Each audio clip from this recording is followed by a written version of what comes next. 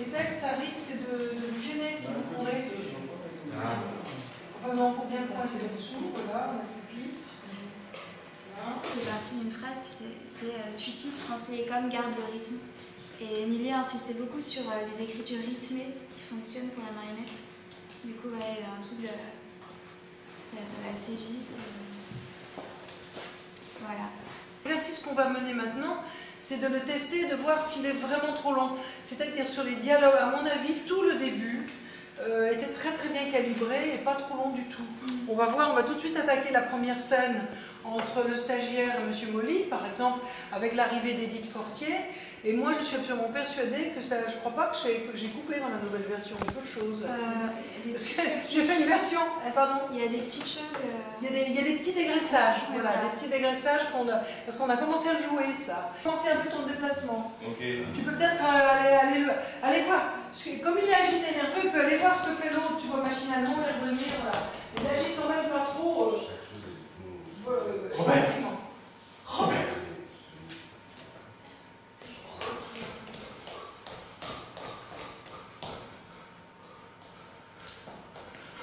Robert, je ne trouve plus le paquet de cartouches. T'as regardé sur la dernière étagère du 3e placard en partant de la gauche au fond du couloir?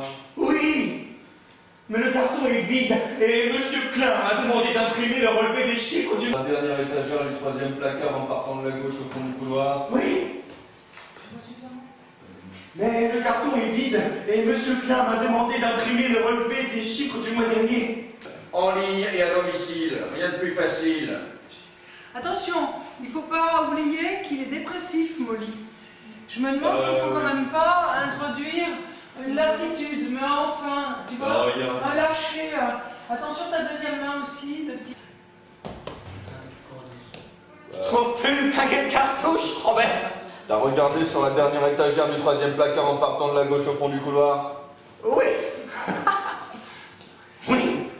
Et je pense qu'il ne le regarde même pas, lui. Tu sais, il est dans ses papiers. Tu vois, ouais, ça a regardé, tu vois.